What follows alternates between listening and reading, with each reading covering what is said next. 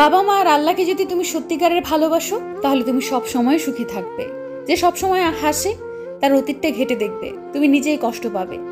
আঘাত যে দিতে পারে শক্তি তো তার নেই, যে আঘাত সইতে পারে শক্তিশালী তো সেই। হাতের রেখায় মানুষের ভাগ্য থাকে না, মানুষের ভাগ্য থাকে মানুষের কর্মে। দুঃখ সহ্য করার মানুষগুলো একদিন সুখী হয়ে যায়, কিন্তু মানুষকে যারা কষ্ট দেয় তারা কখনো সুখী হয় না। ধর্মের চেয়ে ব্যবহারই বড়। সবাই আপন সাজে, কিন্তু কে আপন তা শুধু সময়ই বলে দেয়। সত্যি কথা মুখের ওপর বলা আমার বদ অভ্যাস, তাই অনেকের কাছে আমি অভদ্র। যার জন্য চোখের জল ফেলছো সে তো অন্যজনের সাথে হাসছে। বয়স ৮০ হোক বা ১২-১৩, সম্মান তাকেই করো যার স্বভাব ভালো। বাবার পেশা যাই হোক না কেন, প্রত্যেকটা সন্তানের কাছে তার বাবাই সেরা। মা, তুমি সেরা ডাক্তার, চেহারা দেখে বলে দিতে পারো কি হয়েছে আমার। স্বার্থ ছাড়া ভালোবাসে শুধুই আমার মা। ঝগড়া যেহেতু করবেনি, তাহলে ঝগড়ার সময় বুঝে শুনে কথা বলুন, কারণ কথা এমন জিনিস যা একবার মুখ থেকে বেরিয়ে গেলে সেটাকে বদলানো যায় না। তাই এমন কোনো কথা বলবেন না যাতে মানুষটা কষ্ট পায়। কাউকে আপন করতে গিয়ে নিজের পরিবারকে পর করে দিও না।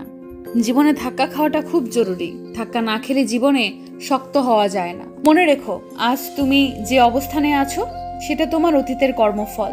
কাল তুমি কোথায় পৌঁছাবে সেটা তোমার আজকের কর্মফল। ভালোবাসা আর বিশ্বাস একটি কাচের দুটি পাশ। আঘাত যে পাশেই করো না কেন, ফাটল দুপাশেই ধরবে।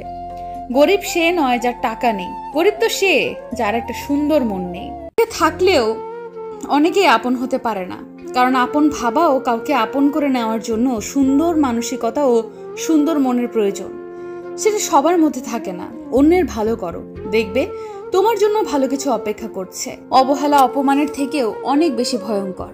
কন্যা সন্তান হলো প্রদীপের মতো, যে ঘরে আসে সেই ঘর আলোকিত হয়ে যায়। আপন ভেবে সবাইকে মনের সব কথা বলো না।